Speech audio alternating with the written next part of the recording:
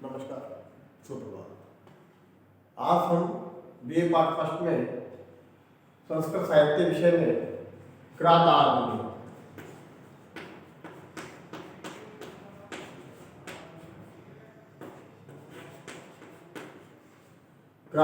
महाकाव्य के विषय में पढ़ रहे थे। इसका प्रथम सर्ग हम देख रहे हैं।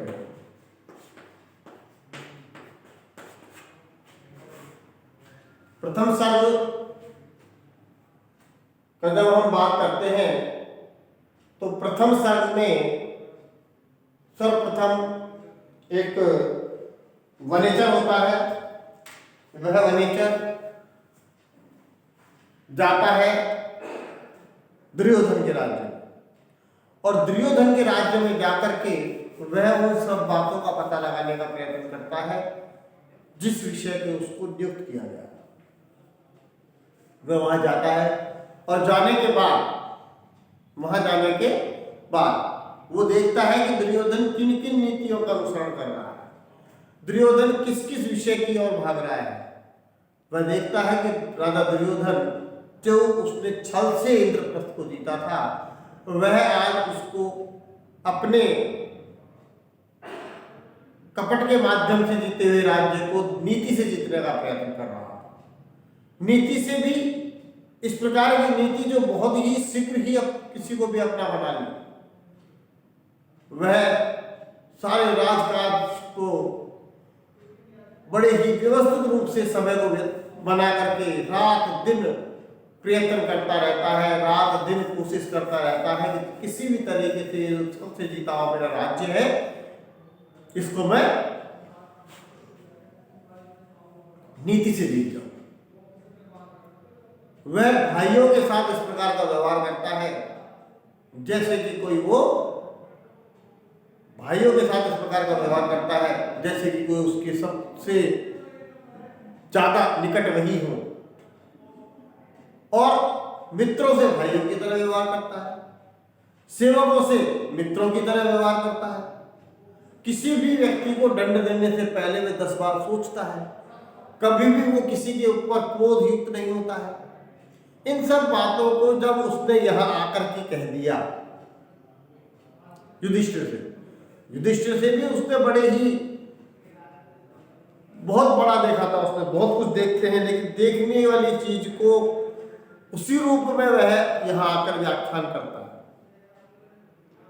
जब वो सब बातों को बताता है वहां पर, तो उसको बताते समय ये महसूस नहीं होता है कि मुझे बिल्कुल सही बता देने पर भगवान मतलब महाराज मुझे मृत्यु दंड दे देंगे।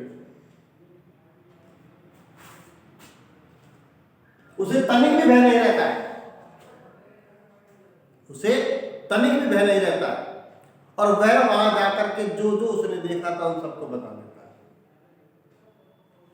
अब सारी बातें बता देने के बाद में वह वनेचर उचित पुरस्कार प्राप्त करके चला जाता है। प्रथम सर्ग की 2 स्थितियां हैं। पहली स्थिति वनेचर के द्वारा कहे गए बातों को युधिष्ठिर सुनते हैं। दूसरी स्थिति युधिष्ठिर अपने महल में जाकर के उन सब बातों को बता देते हैं। उसके बाद में द्रौपदी कहती है, वो उनको इस प्रकार से शब्दों को कहती है जिससे कि उन्हें क्रोध उत्पन्न हो और वो युद्ध करें। और सभी पांचों भाई उसको सुनते हैं। 2 प्रकार का चैप्टर है। अभी हमने पहले चैप्टर को पूर्ण किया है पिछले वीडियो तक, और अब हम आगे की बात को करते हैं, आगे के श्लोकों को देखते हैं। होता क्या है इसमें, सबसे पहले जब वो चला जाता है तो उचित पुरस्कार प्राप्त कर लेने के बाद में द्रौपदी से सब बात युधिष्ठिर जाकर कहते हैं। तो क्या कहते हैं,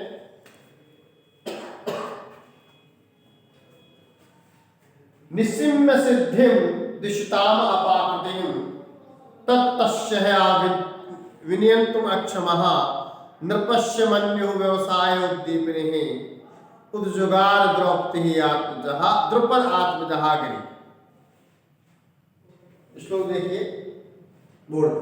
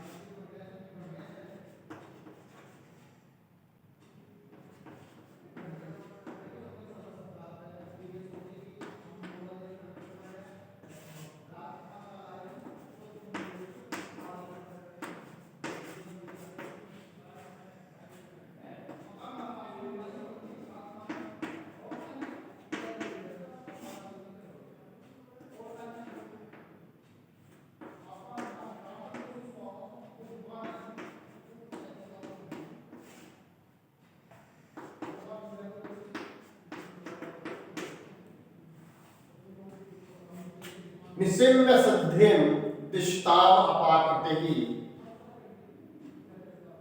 तस्तया तस्या विनियन्तुम् अक्षमा नृपस्य मन्यो व्यवसाय दीपिनी उद्जगः द्रौपदीयात्मजः गिरी।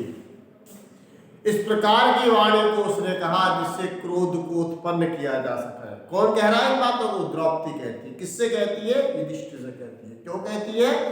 क्योंकि उसने जो दुर्योधन के विषय को सुना, दुर्योधन के विकास को सुना, तो अपने शत्रु के विकास को, अपने शत्रु की उन्नति को कौन सहन कर सकता है? तो उसको बड़ा क्रोध हुआ और उस क्रोध के कारण ही द्रौपदी अपने पति को उत्तेजित करने के लिए इस प्रकार के शब्दों को कहने लगती है। ततः माने उसके बाद, ततः माने उसके बाद द्रुपद आत्मजा, द्रुपद की पुत्री दिष्टान सिद्धि निसम्य, शत्रुओं की सिद्धि को सुनकर के ततस्तया उसके द्वारा किए जाने वाले अपाकृति ही विनियंतुम, उसके द्वारा अर्थात वहां से शत्रु से प्राप्त होने वाली अपाकृति, बहुत सारी चिंताओं को दूर करने के लिए, विनियंतुम माने नष्ट करने के लिए में अक्षमा अशांत होती हुई सी, नृपस्य माने राजा के मन्य व्यवसाय उद्दीपन, क्रोध को उत्पन्न करने वाली, गिरी माने वाणी को जगह माने कहा। देखिए निसम्य माने कहकर, सुनकर की सिद्धि, किसकी सिद्धि को? दुष्टाम अपाकृति, शत्रुओं के द्वारा प्राप्त की जाने वाली सिद्धि को सुनकर के,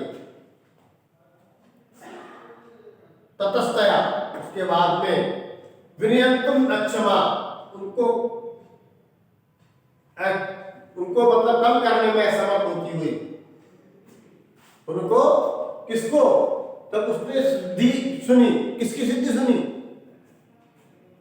जो उसके शत्रु थे, जो दुर्योधन थे, उनकी उसने सिद्धि को सुना। कोई भी व्यक्ति अपने शत्रु के उन्नति को नहीं सुनता।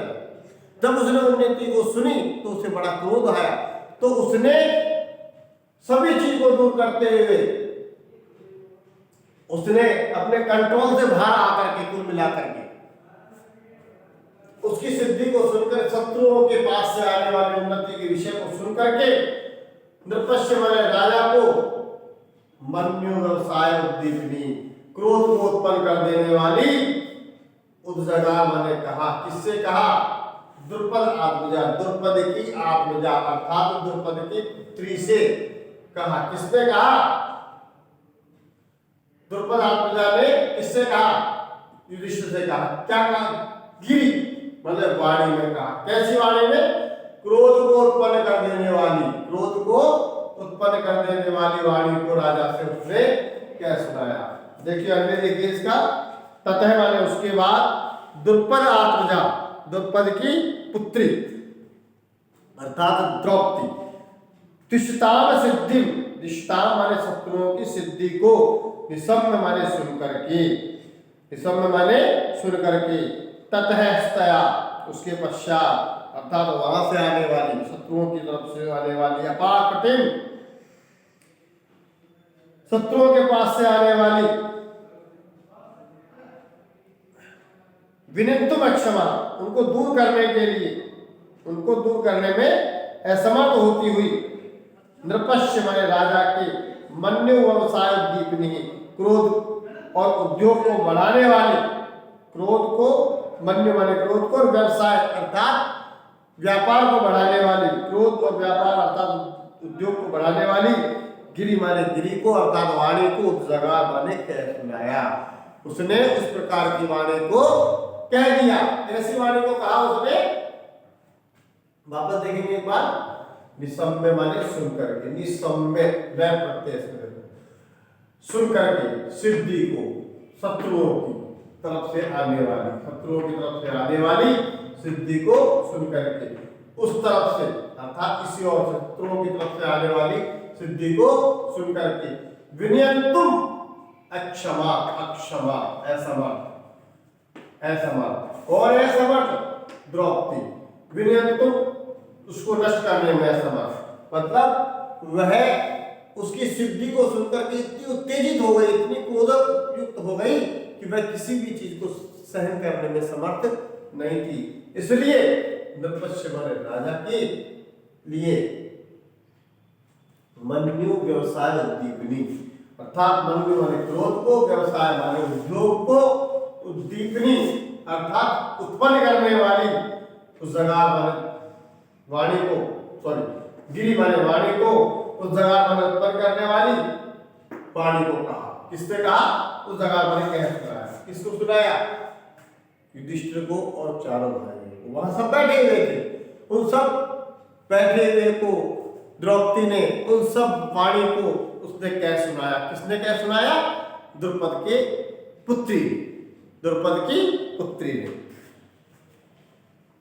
देखो उसमें क्या लिख रहा है? द्रुपद राजपुत्री पांचाली वनेचर के द्वारा कही गई दुर्योधन की राजनीति की सफलता को युधिष्ठिर के मुख से सुनकर अत्यंत दुखी हो गई और फिर वह अपने आप को शत्रुओं का बदला लेने में असमर्थ अनुभव करती हुई शांत होकर बैठे रहने वाले युधिष्ठिर को क्रोध और उद्योग को बढ़ाने देने वाली वाणी को कहने लग गई। अब क्या कहती है वो देखो भैया। अब सबसे पहले उसने क्षमा याचना करती है कि मैं जो आपसे कह रही हूं वो क्षमा मांगने योग्य है। क्यों? क्योंकि कभी भी स्त्री पुरुष को समझाने के योग्य नहीं। बताइए शास्त्रों में व्यक्ति के बुद्धि को अर्थात पुरुष की बुद्धि को श्रेष्ठ बताते हुए वह आचरण अपने द्वारा किए जाने वाला बताया है।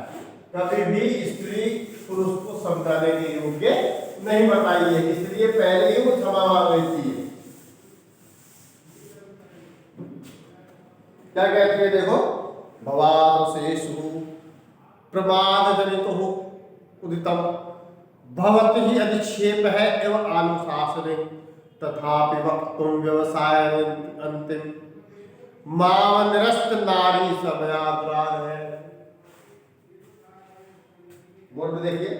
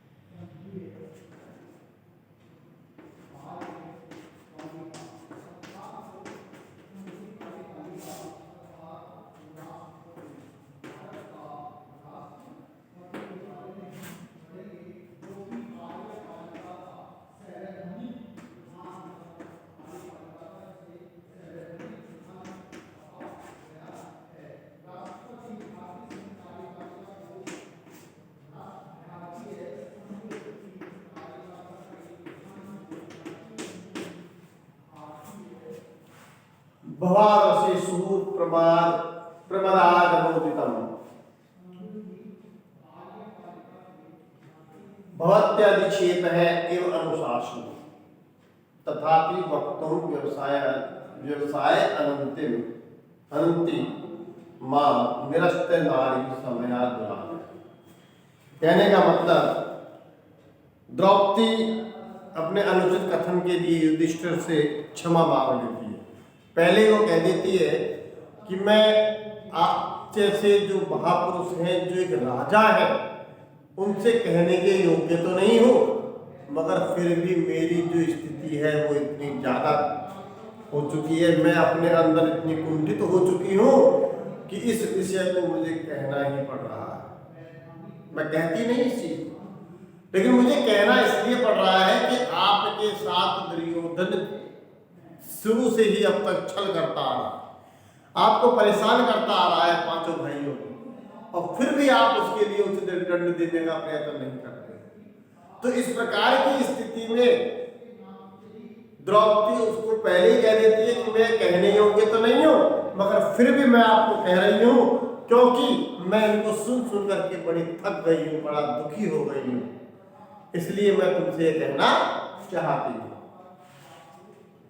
क्या कह रही है वो?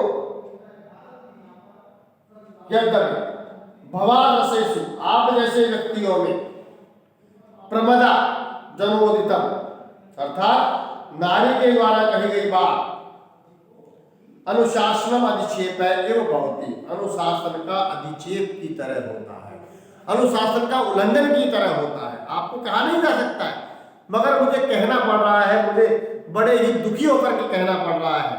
तथापि मैंने फिर भी निरस्त नारी समया, फिर भी मैं नारी की मर्यादा को निरस्त करती हुई, दुराधेय माम वक्तुम, बड़ी कठिनाई से, बड़े ही दर्द के कारण उस शील को हटा करके मैं कुछ कहने के लिए प्रयत्न कर रही हूँ। मतलब बड़ी ही मैं दुखी हूँ, इसलिए मैं कह रही हूँ। मैं आपको समझा नहीं सकती हूँ, मैं आपको समझा नहीं सकती हूँ, फिर भी मेरे मन में बड़ी कुंठा है, मैं बड़ी दुखी हूँ, इसलिए मैं आपको समझा रही हूँ। भवावशेषु, आप जैसों में, प्रमदा जनो उदितम, प्रमदा माने स्त्री, स्त्रियों के द्वारा कही जाने वाली, भवती अधिक्षेप है, भवती भवती हो गया ये, और अधिक्षेप भवती अधिक्षेप इव अनुशासनम, अनुशासन, अनुशासन क्या कहता है? अनुशासन ये कहता है कि सदैव पत्नी ही पति की आज्ञा का पालन करे, यह अनुशासन कहता है। लेकिन यहाँ पर अनुशासन का अवक्षेप हो रहा है, यहाँ अनुशासन का उल्लंघन हो रहा है। उल्लंघन किस रूप में हो रहा है कि मैं आपको समझा नहीं सकती, लेकिन मुझे कहना पड़ रहा है, इसलिए यहाँ पर इसका उल्लंघन हो रहा है। भवती अधिक्षेप है, भवती अधिक्षेप है, इव अनुशासन है, अनुशासन का उल्लंघन हो रहा है। उल्लंघन करते हुए, करने के लिए भवारसेषु, आप जैसों को स्त्रियों के द्वारा समझाया जाना अनुशासन का अधिक्षेप है, उल्लंघन है। तथापि मैंने फिर भी वक्त मैंने कहने के लिए, व्यवसाय मतलब मेरे अंदर की जो भावनाएं हैं, मेरे अंदर जो कुंठित भावनाएं बढ़ती जा रही है कि भाई दुर्योधन ने मेरे साथ क्या क्या किया, मेरे वस्त्र हरण तक कर दिए, और उसके बावजूद आप उसको माफ करते आ रहे हैं। भाई आपका माफ करने का कोई ना कोई कारण तो होगा, लेकिन उसके तो गलती करने के कारण पे कारण बनते जा रहे हैं। हमारा खुद का राज्य था, हमको राज्य से निष्कासित कर दिया, हमने 5 गांव मांग करके एक छोटा सा राज्य बनाया, उसको छल से जीत लिया, और छल से जीतने के बाद में मुझको छल से जीत लिया, और मुझको छल से जीतने के बाद आप सबको भी छल से जीत करके और मुझे निर्वस्त करने का प्रयत्न करा। इतना सब कुछ होने के बावजूद भी आप उसको दंड नहीं देना चाहते, और उसके बाद में जो उस राज्य को उसने प्राप्त कर लिया, तो उस राज्य को वो छल से जीतना चाहता है। तो आप किस मट्टी के बने हो? आप क्रोध नहीं करते हो, आप क्यों नहीं 5 भाई दुर्योधन को समाप्त कर देते हो? तो ऐसी भावना उसके मन में बार बार उद्वेलित हो रही थी, इसलिए वह भगवान, वह ऋषि से पहले कह देती है कि मैं आप जैसों को समझा करके इस प्रकार का अनुशासन का अनुच्छेद तो कर रही हूँ, अधिक्षेप तो कर रही हूँ, लेकिन फिर भी कुछ कहने के लिए मेरे जो मन में जो कुंठाएं हैं वह बड़ी ही भयानक रूप से भरी हुई है, दुरार है, जिनको कभी खत्म नहीं किया जा सकता। ऐसी इनके कारण निरस्त नारी समया, निरस्त नारी समया, निरस्त माने निरस्त करके नारी की मर्यादा, नारी की मर्यादा को निरस्त करके, नारी की मर्यादा को निरस्त करके, दुरार है व्यवसाय, मतलब बड़ी कठिनाई से, मतलब मैं कह नहीं सकती, फिर भी मुझे कहना पड़ रहा है। देखो इसमें क्या बताया है कि प्राचीन काल में स्त्रियों का मुख्य कार्य क्षेत्र घर था, राजनीति मामले में हस्तक्षेप नहीं करते थे। जब गुप्तचर का प्रतिवेदन प्राप्त होने पर युधिष्ठिर ने अपने भाइयों और भावी योजना पर विचार कर रहे थे तो द्रौपदी भी अपनी राय देने के लिए तैयार हो गई थी। अपना वक्तव्य प्रारंभ करने के लिए उसने स्वीकार किया कि पांडव जैसे राजनीतिज्ञों के बीच में एक स्त्री का बोलना उचित नहीं है, फिर भी अपनी भावनाएं जो मैं कहना चाहती हूँ वह कह रही हूँ। निरस्त नारी समया दुराद है। द्रौपदी का कथन इस बात को अवश्य करता है कि मानसिक पीड़ा इतनी अधिक हो गई है कि इसके कारण मैं नारी की समाज स्वीकृत मर्यादा को तोड़ करके कह रही हूँ। समाज स्वीकृत, समाज में नारी को पुरुष के समान नहीं बताया है, पुरुष प्रधान समाज बताया है। इसलिए वह पहले कह देती है कि मैं नारी की जो मर्यादा है, नारी की मर्यादा है पुरुष की आज्ञा का पालन करना, उसको तोड़ करके आप जैसे राजनीतिक व्यक्तियों को समझाने का प्रयत्न कर रहे हैं। अगला को देखेंगे हम।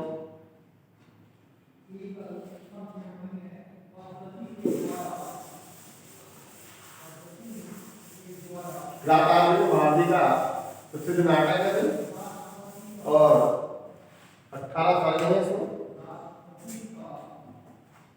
अगला स्टोरी देखते हैं।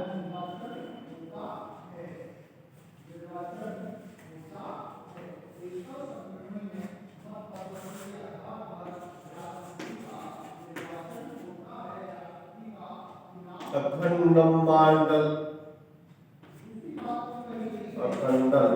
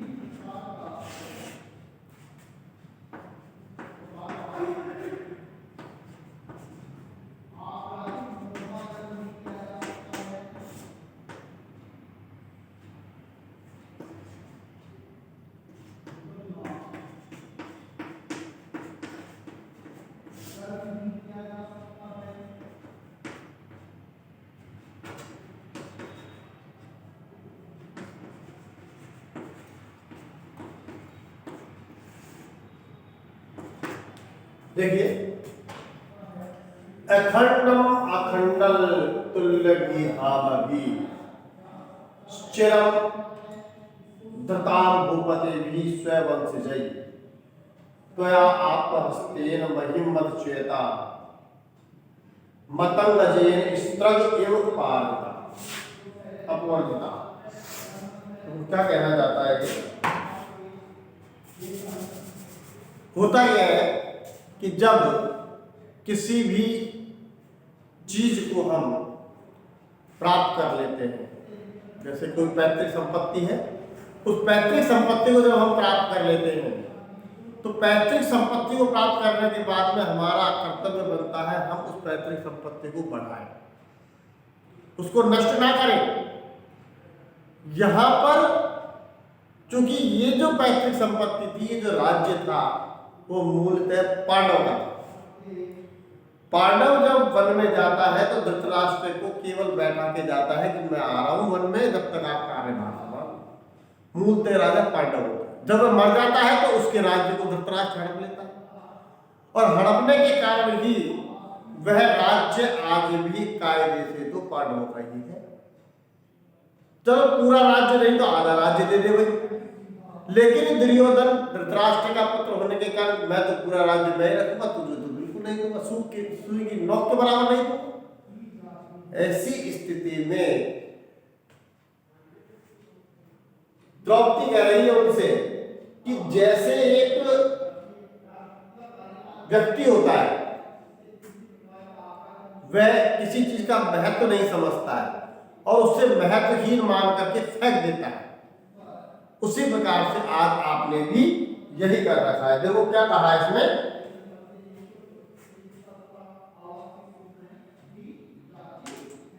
आखंडल तुल्य धामवी, आखंडल जिसे खंडित नहीं किया जा सकता, अखंड जो संपूर्ण रूप से है, आखंडल तुल्य धामवी इंद्र के समान तेजस्वी वाले, अखंडम यहां से तो ये हो गया अखंड, अखंडम और आखंडल तुल्य धामवी, आखंडल कहा जाता है इंद्र को, इंद्र के समान पराक्रमी, इंद्र के समान पराक्रमी, भूपति स्वयं वंशजयी आपके अपने राजवंशों के द्वारा, चिरम धृता माने लंबे समय तक धारण किया गया था, क्या धारण किया गया था, अखंड राज्य धारण किया गया था। आपके पिता में इन सब के द्वारा इस इंद्र के समान पराक्रमी होते हुए इसको धारण किया गया था, किसको, इस राज्य को धारण किया गया था। और त्वया आप हस्तेन, त्वया माने तुम्हारे द्वारा, आप हस्तेन अपने हाथ से ही, महिम महिम माने पृथ्वी को या राज्य को, इस राज्य को मद चटा, कैसे, मदमस्त रहने वाले, मतगजेन मतंगजेन मदमस्त रहने वाले हाथी के समान, स्त्रग इव पालिता, जैसे स्त्रग बने एक माला हाथी को पहना दी गई हो, एक माला हाथी को पहना दी गई हो, और उस हाथी को इस माला को ये कह के पहना दिया कि भाई ये माला तेरे को बहुत सुंदर लग रही है, लेकिन वो तो जानवर है, उसको क्या महत्व उस माला की, वो उस माला को तोड़कर फेंक देता है। तो इसी प्रकार से हमारे पूर्वज जो इंद्र के समान पराक्रमी थे, जो इंद्र के तुल्य थे, जो इंद्र के समान शक्तिशाली थे, ऐसे तुम्हारे वंशज, ऐसे भूपतियों के द्वारा, अपने वंश के द्वारा चिरम धृताम, लंबे समय तक, चिरम धृताम माने लंबे समय तक धारण की गई है जो भूमि को, ऐसी इस राज्य की भूमि को, तो माने तुम्हारे द्वारा, आत्महस्तेन अपने ही हाथ से ऐसी माला की तरह तोड़कर फेंक दी गई है, जैसे कोई मदमस्त हाथी को कोई माला पहना दी जाए और वह उस माला को तोड़ करके फेंक देता है। तो कहने का तात्पर्य यहाँ यह है कि आपने अपने वंशज के द्वारा जो प्राप्त हुआ था राज्य, उस राज्य को तुमने महत्व नहीं समझा और उस राज्य को तुमने प्राप्त नहीं किया। कायदा ये कहता है कि जिस राज्य को तुमने प्राप्त किया था, जिस राज्य को तुमने ग्रहण किया था, उस राज्य को तुमने अच्छी तरह से चलाना चाहिए था, उसको और अधिक बढ़ाना चाहिए था, लेकिन तुमने तो उस पागल हाथी की तरह या मदमस्त हाथी की तरह उस माला की तरह धारण कर लिया, उसको उठा करके तुमने फेंक दिया। इसलिए हे राजन, आपके द्वारा इस राज्य को वापस ग्रहण कर लेना चाहिए, आपके द्वारा ये किया गया उचित नहीं है, क्योंकि तुम्हारे जो वंशज राजा थे वो इंद्र के समान पराक्रमी थे और उनके द्वारा बड़े धैर्य से इस राज्य को धारण किया गया था, अखंड संपूर्ण राज्य को धारण करा गया था, और इसको आज आपने अपने हाथ से ही फेंक दिया। आज तक के लिए इतना।